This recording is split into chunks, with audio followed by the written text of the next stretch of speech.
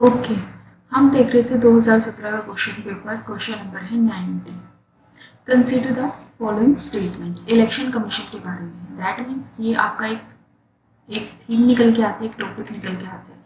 और अब जो इलेक्शन का माहौल चल रहा है तो उसमें तो ये फिर और भी इम्पोर्टेंट हो जाता है। उसके बाद ये नन ऑफ द अबव वाला भी चला हुआ है, वीवीपीएटी वाला भी दोबारा चला हुआ है, सुप्रीम कोर्ट में केस गया हुआ है। तो ये टॉपिक इम्पोर्टेंट हो जाते हैं, इसलिए इस तरीके के क्वेश्चंस और इससे रिलेटेड टॉपिक्स को आपको कर लेना चाहिए। तो पहला है election commission of India is a 5 member body. तो आपको पता होगा कि आपका जो कॉन्स्टिट्यूशन है, बेयर एक्ट है, वो ऐसा नहीं कहता, ये 5 मेंबर बॉडी नहीं है। तो फर्स्ट स्टेटमेंट क्या हो गई, इनकरेक्ट हो गई। ठीक है, तो फर्स्ट गई, ये खत्म हो गया। ठीक है जी। Union ministry of home affair decides the election schedule for the conduct of both general election and bypass election. तो देखो कौन करता है, होम अफेयर्स मिनिस्ट्री नहीं करती, इलेक्शन कमीशन ही करता है ना। तो सेकंड स्टेटमेंट भी गलत हो गई। ये गया आंसर आ गया आपका सीधा 3 ओनली। क्या कहता है 3? Election commission resolves the dispute related to split और merger of recognised political party. अब देखो यहाँ से ना 3 टॉपिक निकल के आते हैं। क्या पहला यहाँ से निकल के आता है इलेक्शन कमीशन के बारे में, कितने मेंबर बॉडी है, फिर जो चीफ इलेक्शन कमिश्नर होते हैं और जो दूसरे कमिश्नर होते हैं उनकी पावर में क्या डिफरेंस होता है। अगर यहाँ से करें तो जनरल इलेक्शंस क्या होते हैं, बाईपास इलेक्शंस क्या होते हैं, कौन इनके शेड्यूल्स को डिसाइड कौन करता है, और अगर ये करती है स्प्लिट और मर्जर तो आप बताओ कि इससे आपका कौन सा आ जाता है, एंटी डिफेक्शन लॉ आ जाता है। ठीक है, फिर उसके बाद आपका एक टॉपिक यहीं से निकल के आ जाता है, वो आ जाता है आपका डिस्क्वालिफिकेशन से रिलेटेड। डिस्क्वालिफिकेशन में कि इसमें आपकी कौन जो है डिस्प्यूट को रिजोल्व करता है और कौन डिस्प्यूट को रिजोल्व नहीं करता है। जैसे अगर आप एंटी डिफेक्शन से देखोगे तो अगर कोई डिस्क्वालिफिकेशन से रिलेटेड अगर कोई डिस्प्यूट अराइज होता है तो उसको कौन करता है, उसको स्पीकर रिजोल्व करता है। और अगर वैसे अगर आप देखोगे तो आपके जो कॉन्स्टिट्यूशन बेयर एक्ट में जो चीज़ें दी हुई है 101 से लेकर 102 और ये सब, यहाँ पे रिजोल्व कौन करता है, यहाँ पे इसका फैसला कौन करता है, प्रेसिडेंट करता है। और प्रेसिडेंट को इसके लिए रिकमेंडेशन कौन भेजता है, यानी कि किसकी रिकन्सिडरेशन से, किसकी रिकमेंडेशन से करता है, तो इलेक्शन कमीशन की रिकमेंडेशन से ही करता है। तो यहाँ पे ये सारे के सारे टॉपिक आपके क्या हो गए, इंपॉर्टेंट हो गए। तो इसी से थीम निकलती है ऐसे कि दो लाइन आपको करते चलना है साथ के साथ। ओके जी, क्वेश्चन नंबर है 91। In India if A species of tortoise is declared protected under schedule 1 of wild life protection act, what does it imply. तो ये क्या इम्प्लाई करते हैं, देखो अब आपको पता है होना चाहिए कि वाइल्ड लाइफ प्रोटेक्शन के अंदर कितनी शेड्यूल्स आते हैं, शेड्यूल 1 2 3 4 5 इस तरीके से कितने शेड्यूल्स इसके अंदर आते हैं। ठीक है, तो देखो पहला कहता है it enjoy the same level of protection as the tiger. ठीक है, अगर शेड्यूल 1 में आता है तो आपको पता है टाइगर्स आपका शेड्यूल 1 में, पर फिर भी अगर नहीं पता तो कैसे आंसर तक पहुंचने हैं हमें ये भी सीखना है। बी कहता है it no longer exist in the wild, a few individuals are under captive protection and now it is impossible to prevent its extinction. तो आप एक बात बताओ, टॉर्टोइज तो हम सब देख लेते हैं ना, तो ऐसा थोड़ी है कि वो एग्जिस्ट नहीं करते। दैट मीन्स ये स्टेटमेंट गलत होगी।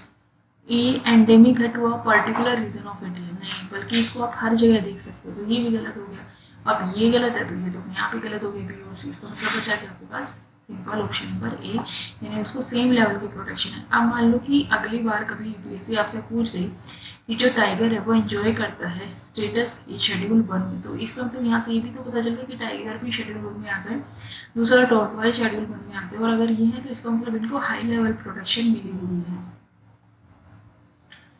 अब आ जाते हैं क्वेश्चन नंबर 92 में। क्वेश्चन नंबर 92 जुडिशियल रिव्यू के बारे में बात करता है। क्या कहता है जुडिशियल रिव्यू, ठीक है। पहला, power of judiciary to pronounce upon constitutionality of laws and executive orders. ठीक है भाई, जुडिशरी का तो काम ही है कि जो लॉ बन रहे हैं आपकी वो आपकी क्या कहते हैं, जो कॉन्स्टिट्यूशन की जो भी प्रोविजन है उसके अकॉर्डिंग ही बन रहे हैं या नहीं बन रहे हैं, कहीं वो basic structure of the constitution के अगेंस्ट तो नहीं है, या एग्जीक्यूटिव ऑर्डर को भी देखता है, तो ये तो स्टेटमेंट ठीक है। ओके, सेकंड कह रहा है the power of judiciary to question the wisdom of laws enacted by the legislature. तो देखो आपकी जुडिशरी विजडम ऑफ लॉज को क्वेश्चन नहीं करती, जुडिशियल रिव्यू का मतलब होता है हम उनकी कॉन्स्टिट्यूशनलिटी को डिस्कस करते हैं। इसका मतलब क्या कॉन्स्टिट्यूशन के अकॉर्डिंग वो लॉ दिए बनाए गए हैं या नहीं बनाए गए, हम इस चीज़ को चेक करते हैं। क्योंकि आपका क्वेश्चन नंबर आपका आर्टिकल नंबर 13 क्या कहता है कि जितनी भी आपके एक्ट बनते हैं, ऑर्डिनेंस आते, कोई भी ऑर्डर दिया जाता है, रूल रेगुलेशन, वो सब आपके लॉ के अंदर आते हैं और हम ये चेक करते हैं कि अगर वो लॉ कॉन्स्टिट्यूशन में दिए गए प्रोविजन के अगेंस्ट जाता है तो वो उस मात्रा तक क्या हो जाता है, नल एंड वॉइड घोषित किया जाता है। सी कहता है the power of judiciary to review all the legislative enactment before they are assented to the president by the president। पर ऐसा नहीं होता, सभी को हम पहले प्रेसिडेंट की एसेंट से पहले इनेक्ट थोड़ी करते हैं। तो ये तो हमने कहीं नहीं पढ़ा अपने पार्लियामेंट में, मतलब सॉरी जब हम कॉन्स्टिट्यूशन पढ़ते ये भी गया। Power of judiciary to review its own judgement given earlier in similar और डिफरेंस केस। अब देखो ये ना एक ये जो आपका ऑप्शन इन्होंने दिया है इससे रिलेटेड यूपीएससी ने फिर एक क्वेश्चन बनाया था जिसमें उसने स्टेटमेंट कुछ इस तरीके से दी थी कि जो आपका हाई कोर्ट है उसको सेम उसी तरीके से अपने जजमेंट को रिव्यू करने का अधिकार है जैसे कि आपके सुप्रीम कोर्ट को दिया गया है। और मोस्टली जो है इसका आंसर सब सही लगा के आए थे, स्टेटमेंट सही थी बट वो स्टेटमेंट क्या थी, गलत थी कि अपने ही जजमेंट को रिव्यू करने का। यहाँ पे है जुडिशियल रिव्यू और यहाँ पे है खुद के जजमेंट को, अगर खुद के जजमेंट को रिव्यू करता है तो उसको जुडिशियल रिव्यू नहीं कहा जाता। दूसरा, सुप्रीम कोर्ट को अपने ही जजमेंट को रिव्यू करने का अधिकार है लेकिन हाई कोर्ट को अपने जजमेंट को रिव्यू करने का कोई अधिकार नहीं है। अगर ऐसा होता तो फिर सुप्रीम कोर्ट की जरूरत क्यों पड़ती। तो जुडिशियल रिव्यू में क्या चीज आ जाती है, आपका ऑप्शन नंबर 1 आपका ठीक है और डी कहता है वो अपने ही क्या कर सकते हैं, अपने ही जजमेंट को रिव्यू करने का उनको अधिकार दिया जाता है। आपका काम बनता है आप ये देख लो कि अगर ऐसा दिया जाता है तो ये आर्टिकल नंबर आपका कौन सा आर्टिकल है, कहाँ पे ये चीज दी जाती है। ठीक है,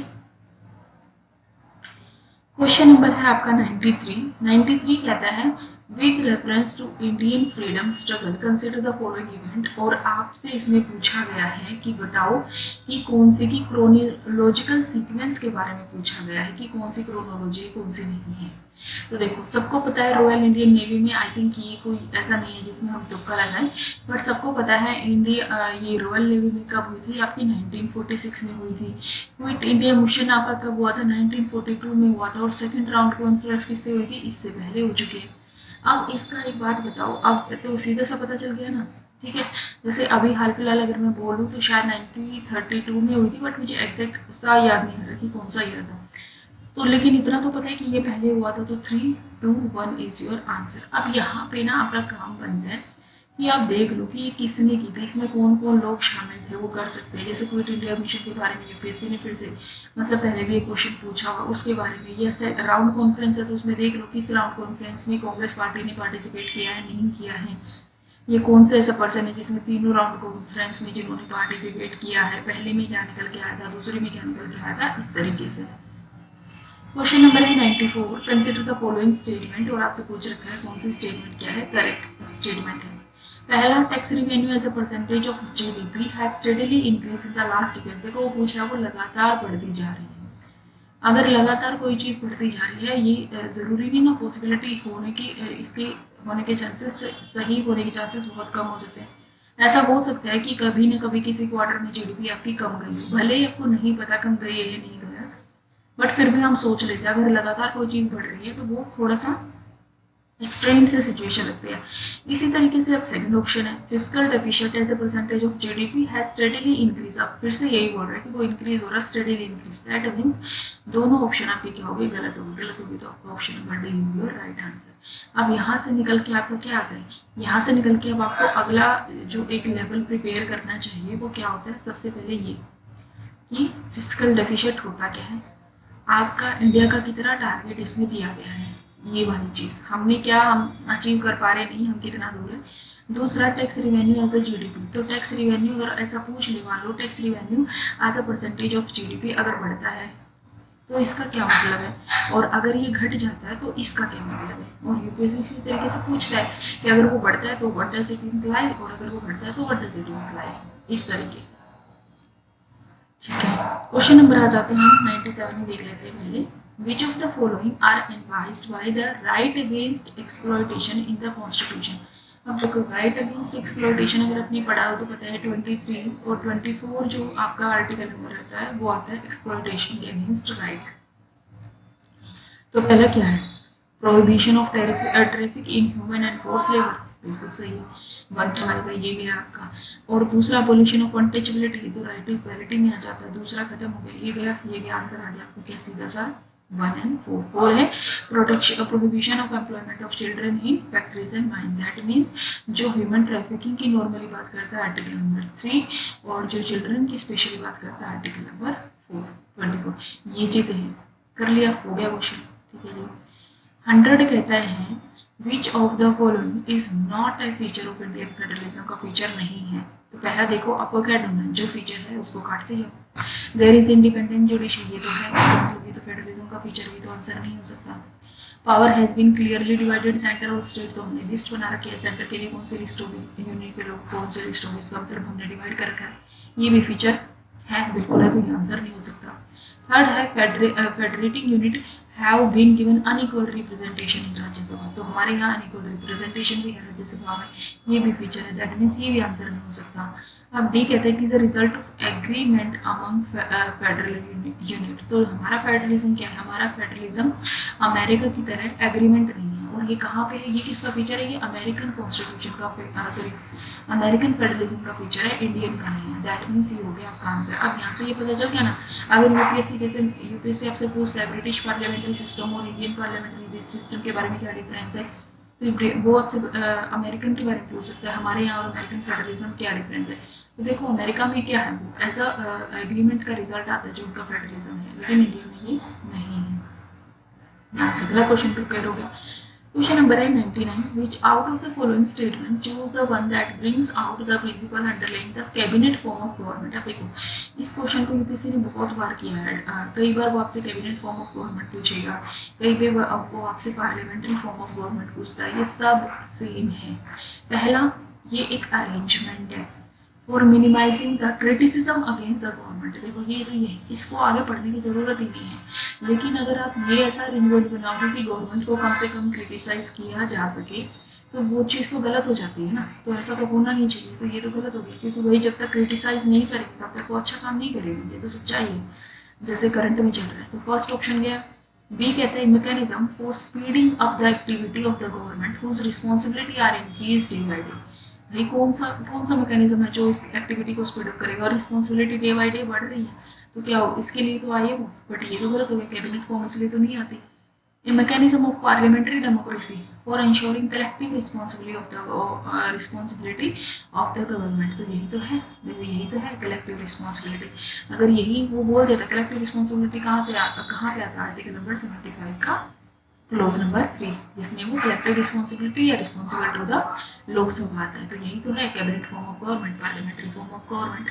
डी कहता है device for strengthening the hands of head of the government, ये तो बिल्कुल ही बकवास है। तो यहाँ से सिर्फ ये समझ में आता है कि टॉपिक आप अगली मतलब जैसे पहले भी यूपीएससी ने पूछा, टॉपिक क्या पूछा जा सकता है, cabinet form of government, parliamentary form of government, collective responsibility के बारे में भी पूछा जा सकता है, ठीक है। अब यहाँ से एक चीज़ पता चलती है कि अगर जो आपकी कैबिनेट फॉर्म ऑफ गवर्नमेंट है वो आपकी रिस्पॉन्सिबल है to the Lok Sabha, collective responsibility, तो आपको समझ में आना चाहिए जो मिनिस्टर्स हैं उसकी इंडिविजुअल रिस्पॉन्सिबिलिटी किसके लिए, तो सबको पता है, अगर प्रेसिडेंट करता है तो प्रेसिडेंट के लिए।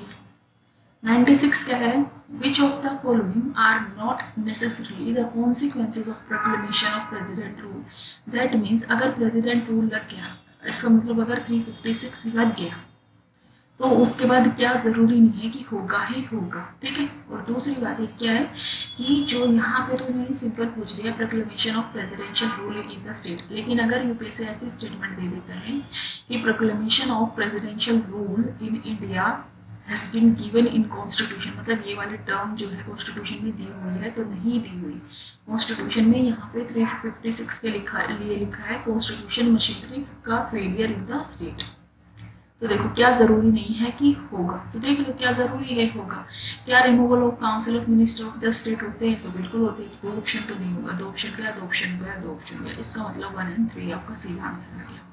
देखो दो नहीं होने से ज़्यादा अच्छा है ये ढूंढ लो क्या होगा, तो अगर प्रेसिडेंशियल रूल लग रहा है, कॉन्स्टिट्यूशन मशीनरी फेल हो गई है, इसका मतलब उनकी जो काउंसिल ऑफ मिनिस्टर्स है वो कॉन्स्टिट्यूशन के अकॉर्डिंग काम नहीं कर रही, अगर वो काम नहीं कर रही तो उसको रिमूव कर दिया जाता है।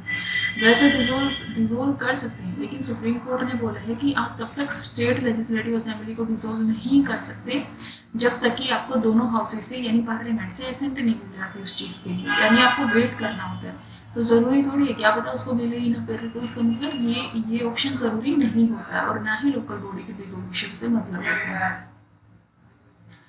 दो क्वेश्चन रहते हैं। Question number 95, recently there was a proposal to translocate some of the lions को अपने नेचुरल हैबिटेट से करना है गुजरात की इन गुजरात टू बीच one of the following, Gujarat से लेके जाना है। तो देखो आप कहाँ पे आता है, वो तो सबको पता है, Kuno Palpur wild life sanctuary जो कि आपका मध्य प्रदेश में आता है। लेकिन काम यही नहीं खत्म होता, आप ये देख लो कॉर्बेट नेशनल पार्क कहाँ पे आता है, जैसे आपका राजस्थान में भी कहाँ पे आता है, कौन सी रिवर है जो इसके साथ में फ्लो करती जा रही है, क्योंकि यूपीएससी ऐसे पूछ रहा है। आप इसके लिए भी, इसमें भी देख लो, कूनो पालपुर के लिए भी देख लो कौन सी रिवर इसमें जाती है, एमपी में कहाँ पे दिया है। इसी तरह से मुद्दुमलाई वाइल्ड लाइफ सेंचुरी कहाँ पे आती है, सरिस्का कहाँ पे आती है, ये क्या खूबियाँ हैं, क्या विशेषताएं हैं, ये यहीं पे देख लो एक एक दो लाइन में। क्वेश्चन नंबर है 98, which of the following is geographically closest to Great Nicobar, कौन आता है। तो भाई ये तो हम थोड़ा मैप देखते रहते हैं तो आइडिया लग जाता है। देखो निकोबार है तो ये वाली चीज़ तो हो नहीं सकती, ये दोनों नहीं हो सकती। अब बचता है सुमात्रा और जावा, तो दोनों में ऑप्शन क्या है आपका, सुमात्रा यानी आपका ऑप्शन। आप मैप देख लो कि ग्रेट निकोबार कहाँ पे आते हैं, उसके बाद साथ साथ ये मत देखो, ऊपर से नीचे तक देख लो अंडमान में। अगर ऊपर से नीचे तक देखोगे तो ऊपर वाले आइलैंड को क्या कहते हैं, उससे नीचे क्या होता है, उससे नीचे, और इनको कौन कितनी डिग्री, 10 डिग्री किसको अलग करता है, 1 डिग्री किसको अलग करता है, ये सारा एक साथ कनेक्टेड है, तो यहीं पर देख लो, ठीक है। तो आई होप आपको ये वीडियो अच्छा लगा होगा। अगर हमारा ये वीडियो अच्छा लगे तो हमारे चैनल को लाइक शेयर और सब्सक्राइब करें। मिलते हैं नेक्स्ट वीडियो में, थैंक यू, बाय बाय।